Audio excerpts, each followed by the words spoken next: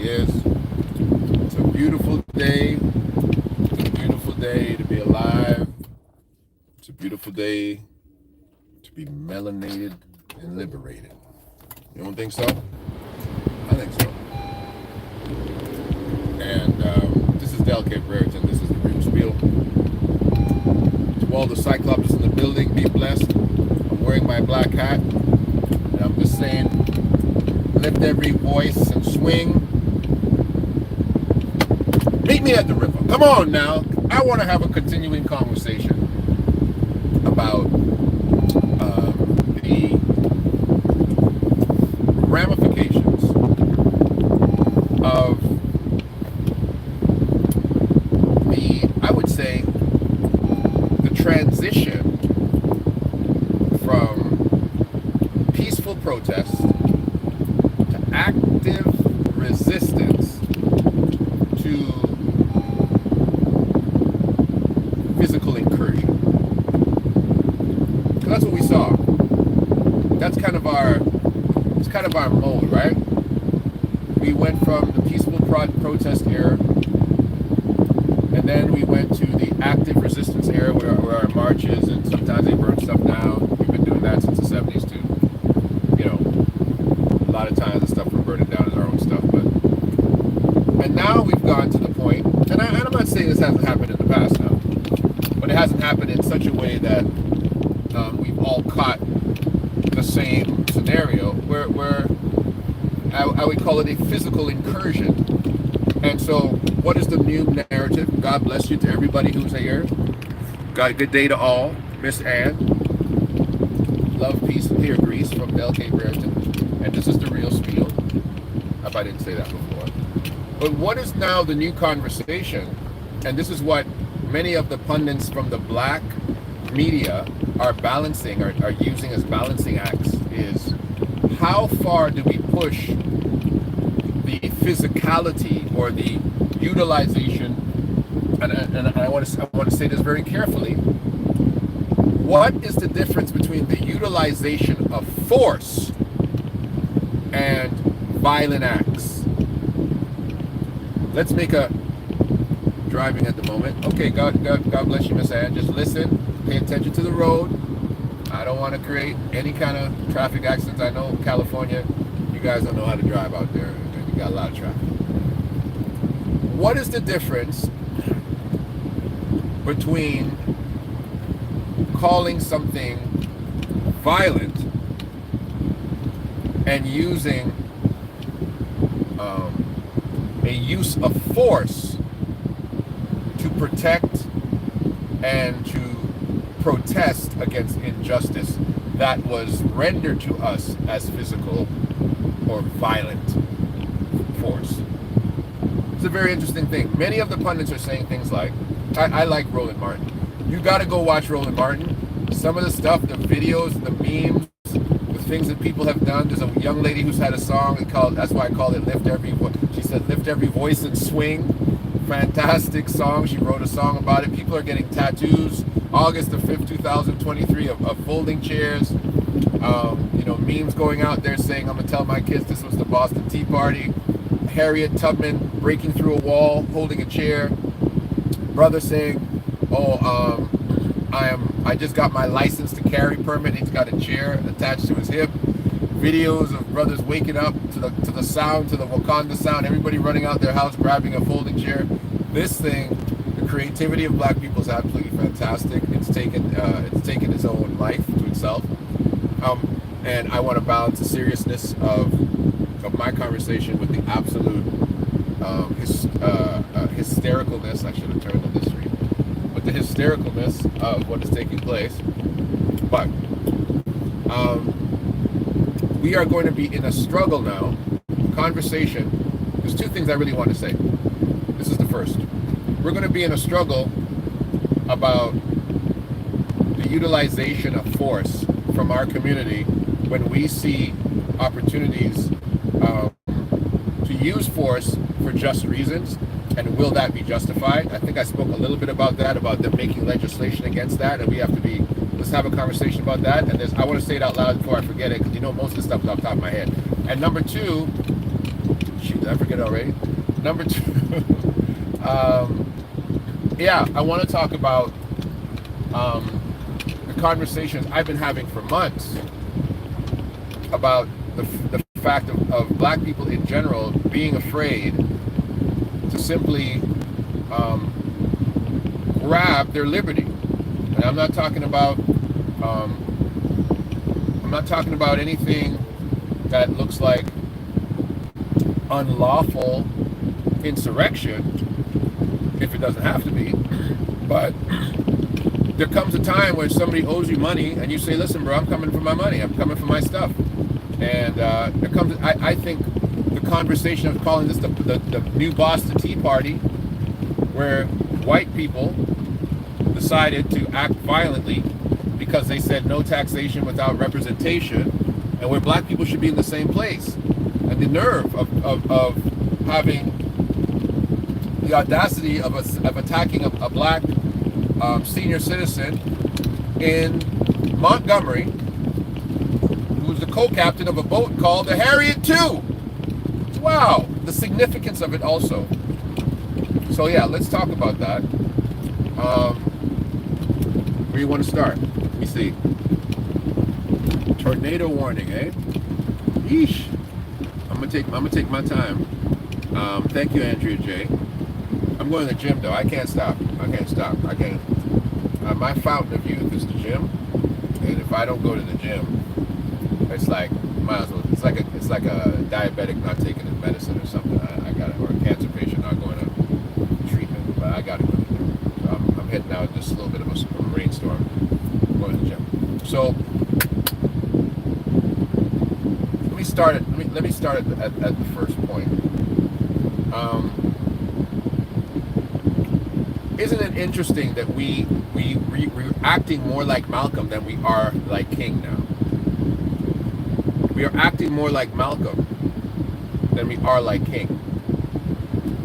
And the greatest fear that we have for men my age, guys my age who I talk to, guys who are activist guys too. They're like, listen, we're outnumbered. We can't just go and decide to take over America. We've got to do this in a peaceful way, or we'll get slaughtered. And they start talking those guys, right? And those things are logistically cool. I agree. Those are legitimate concerns.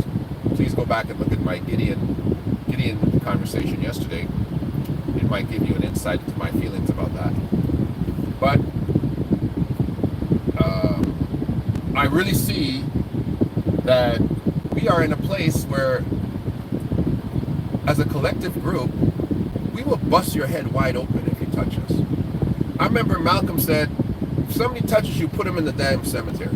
And these are not normal Christian sentiments, historical, Christian, conservative, Pentecostal sentiments. But the same Christian conservative preaches out of a Bible where God has given his people the book of Numbers, and it's given his people plans for warfare. Therefore, the God of the Bible has never been a pacifistic God, never been a God to tell people not to stand up for your rights. And he's literally incited his own people to say, invade another person's land that doesn't belong to you and take it from them. I've given it to you. It's not theirs anymore. Go take their land. And we have also witnessed a colonizer group of Europeans who have done just that. They have done just that. They have invaded lands all over the world and have claimed them, have changed the people's languages, have changed the people's customs and traditions, and have no qualms about still claiming those things as theirs. But we, the timidity of giants, I should write a book called that. You know what? Somebody write that down. The timidity of giants. Imagine having a nation of giants. A nation of giants.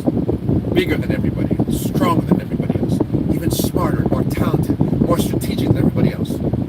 And then having a nation of small little people who intimidate the giants and are terrified. The giants are saying, oh my gosh, we better do nothing to upset them. We don't want to upset them. They have so much, and we even outnumber them. when you put Africa and you put all the black peoples of the world in a census and realize that we're not a minority, we are the majority of people, but the timidity of giants that is afraid to do exactly what was done to them, because no, it's not the time for that anymore. Imagine we just buried the greatest colonizer of the last 100 years, Queen Elizabeth. She is the greatest colonizer who was still alive. Her kingdom reaches all over the world, and we just buried her. Black people cried for this colonizer.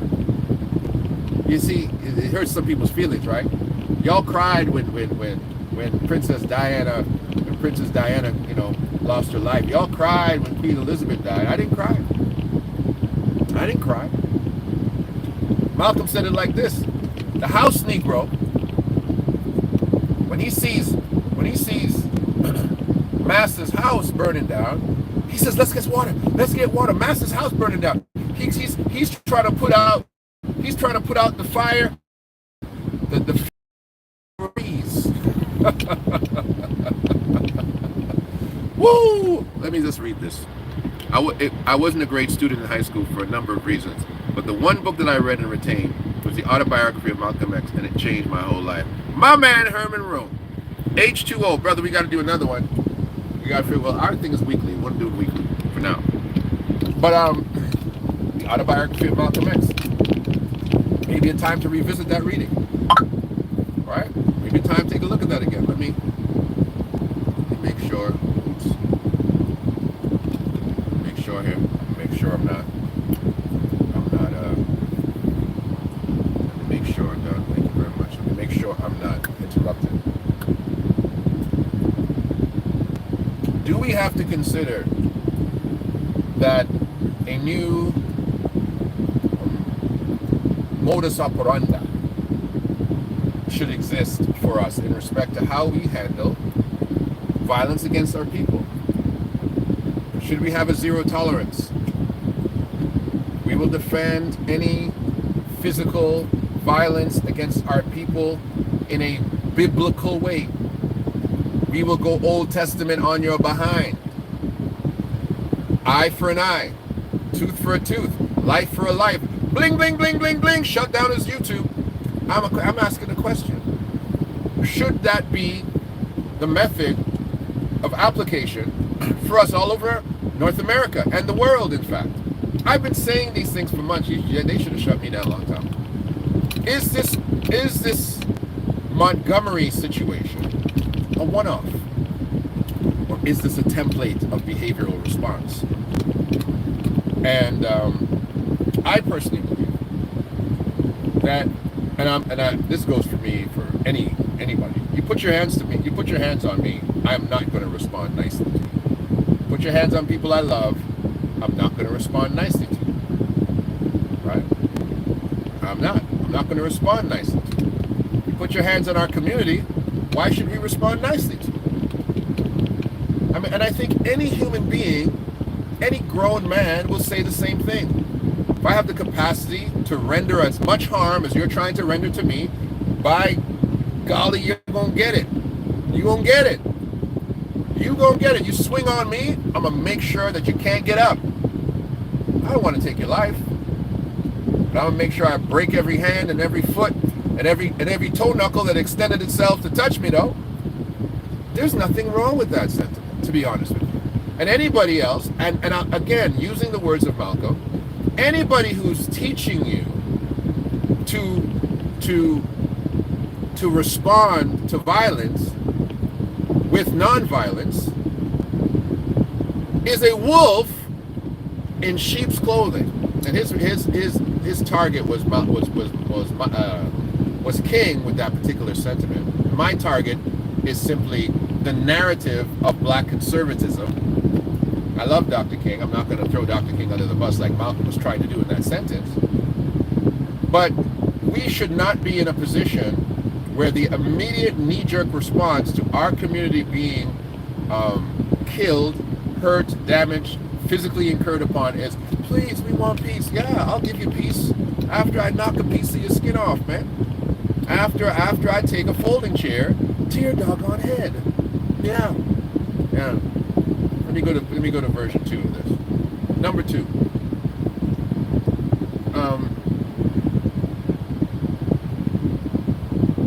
We need to finally and forevermore have a conversation that moves past the simplicity of reparations and moves into the autonomy of nationhood, that says this is the reason why we as black people, speaking to American black people, the last slave who does not run his country, you are, that's what you are.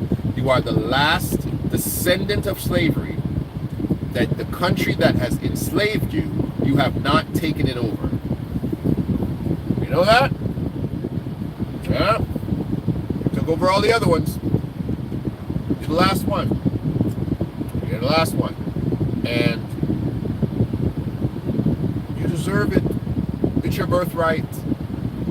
You deserve to be able to say, we demand a certain level of independence in America, self-governance.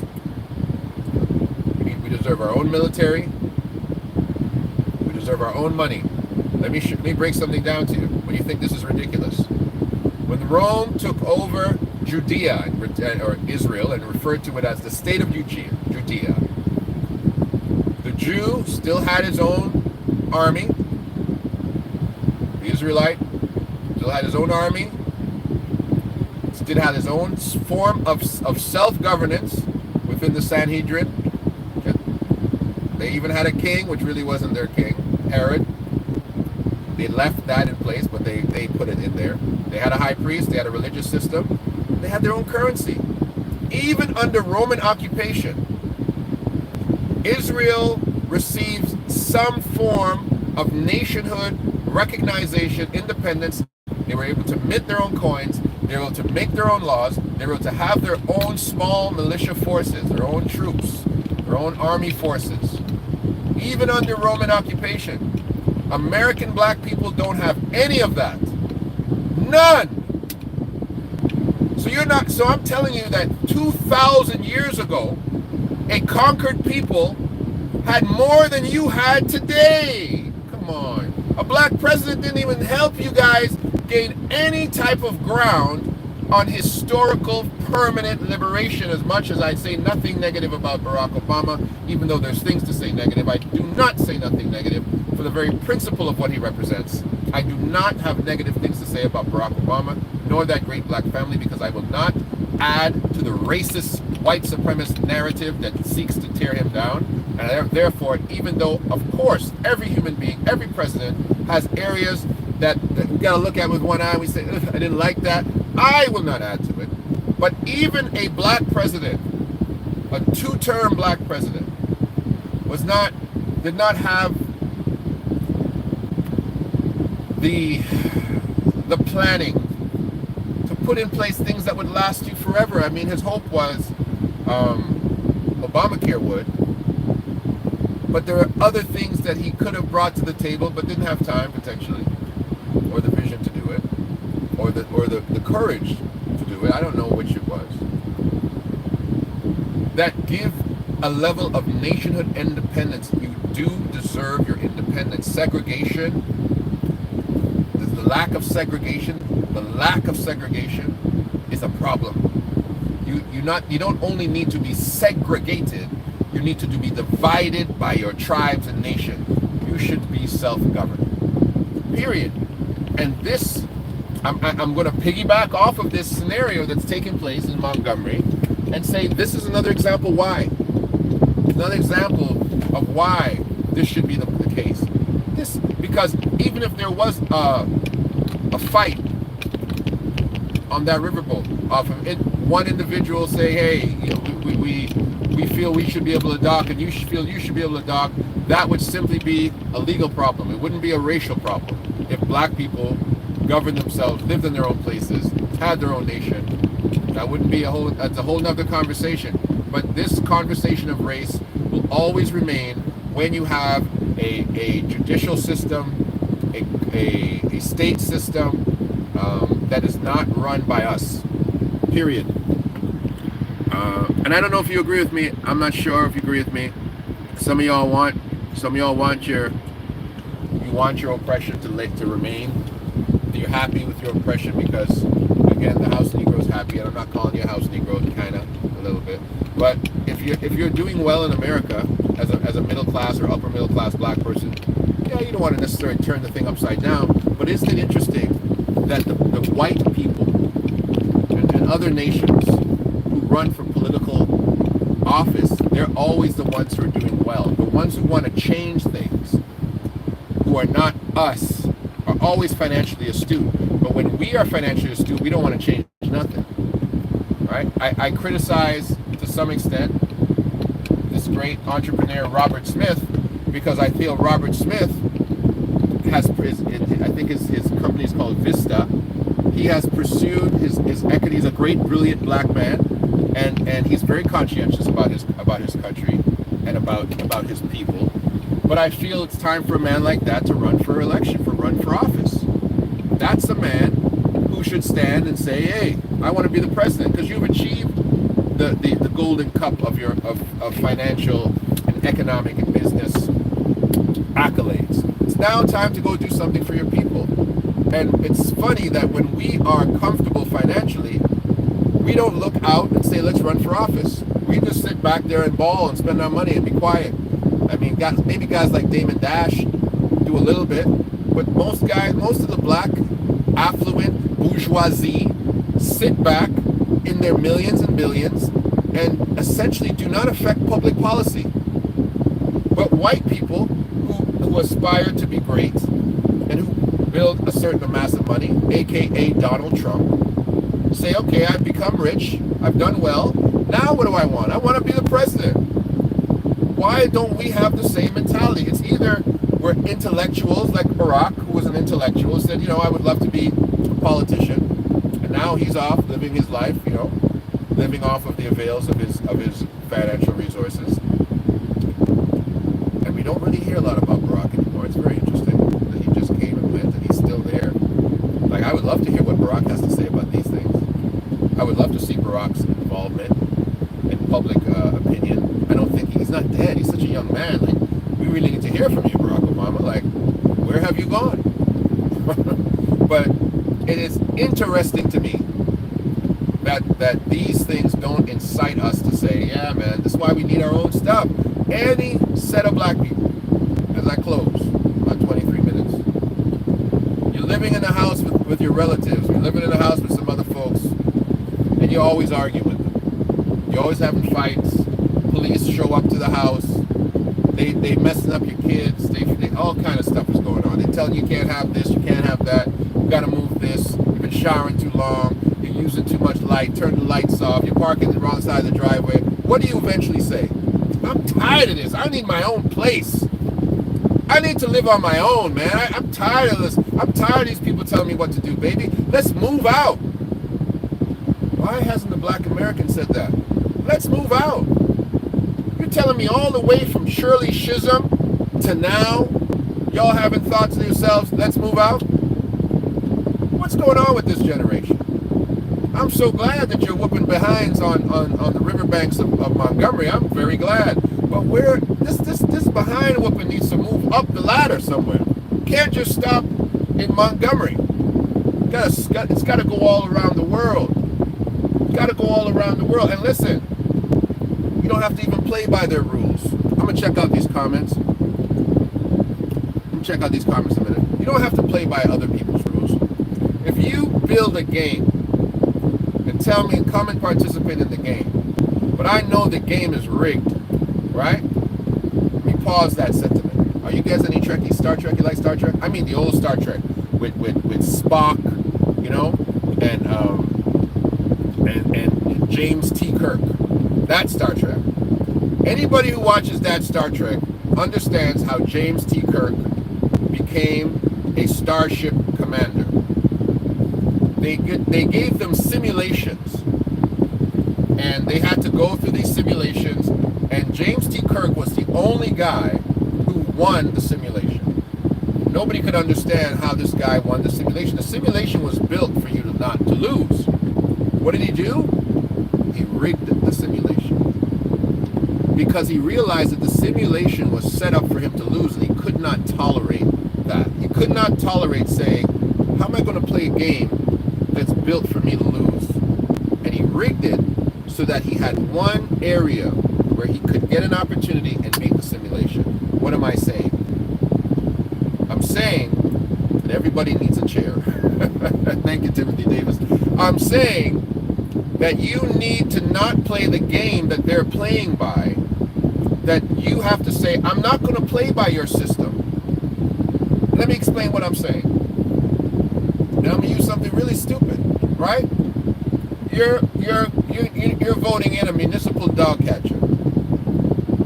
You folks have been, you run the voting booths, you run the count, you run how the system is set up, what areas are allowed to vote. You set all that up, and you want me to participate in that election so that I can put my own dog catcher to be the new municipal dog catcher? No, you know what I'm going to do? We're black people. I don't care what you say your dog catcher is. This is our dog catcher. This is our mayor. This is our councilor. This is our governor. This is our president. We don't adhere to your rules. We don't recognize that. We don't recognize it. Well, if you don't recognize it, I'm going to have to arrest you. Fill up the jails with us. And we don't recognize your governance over us. We don't. Come on, remember Malcolm X? They arrested this young boy, and they took him to jail. Malcolm X showed up at the jail with I don't know how many hundreds of Nation of Islam standing there and said, we need to see brother so-and-so. I forget the guy's name. I saw it in the movie. And the police looked outside and said, we better release this guy. That's what we need to be. We do not adhere to your rules because your rules have been rigged for us to lose. That brother with the chair, don't turn yourself in. You didn't commit no crimes. You're a patriot. How dare they even call you for a questioning? No, you won't question him. He's not subject to your situation. Go question those individuals who are breaking the law. Question all of them. Leave him alone. He's a patriot. And this is the perspective that I am saying. Right? Lift every voice and swing, my brothers and sisters. Let me see what you guys got to say. See, message held for review. What is it, guys? What's that one? I don't know. What? I'm out to a Caribbean country soon. Where's my chair? They must pay reparations first before American blacks can leave. There's no reparations that we want. We want the country. I don't want your reparations. I don't want your money. I want to create my own. I want my own gold in my own land. I want my own oil in my own land. I want to draw the line and say, that's your side, this is my side. This country that we built, I'm taking half of it. I'm taking half of it. Right? That's my reparations. Not money with white people's faces on it that you can change the value of it. No. That's not even reparations anymore. Fiat currency is not real reparations. Hello? Fiat currency. They're going to give you reparations, right? Let's say they give every black person $1 million a year. Every single descendant of slavery. $1 million a year. And then they're going to pass a reparations tax. And then they're going to raise the cost of living. And then they're going to identify that people who have reparations, they have to pay a different level for their house. They're going to take it all back, is what I'm trying to tell you. We're going to take it all back, bro. How is the economy affected? Watch what I'm telling you. A bag of milk, $5. Right? Let's give every black person in Chicago $1 million a year. A bag of milk now, $1,000. That's how they take it back. Right? Unless you control the cows, unless you control the distribution of milk, unless you control the bagging and the carton building of milk, unless you control the stores and the bodegas and the groceries that can share milk, your milk's now $1,000. I'm giving you $1 million a year. Your milk's different. Oh, I'm going to have to tax you different. I'm going to change the tax code. 50% tax? No, 67% tax. We're going to take it all back. And then you're not going to be able to say nothing because you're going to say, hey, we gave you reparations. We gave you reparations. What are you talking about? Well, we took it all back from you on the back end. We siphoned it out. And then now you can't talk no more because I gave it to you. But we took it all back because we rigged the system to take it back. Can't be dumb. Reparations in fiat currency is a trick. No, you need your own institutions, your own banks, your own mints, your own reserve banks, your own central banking system if you want to use that kind of system. Your own treaties with other countries, your own manufacturing. Because here comes China. China can build a building in 28 days. China can build a 10-story building in 28 days. 28 days. Right?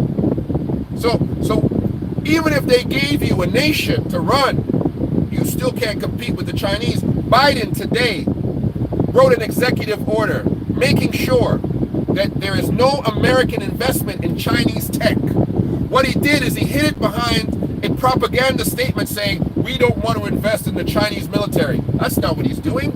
He realizes that China is so far ahead technologically than America that he's saying, oh my gosh, we've got to make sure that we slow down these Chinese because they're so far ahead of us that we'll never be able to catch up. They've been doing that to black people for 400 years with executive orders.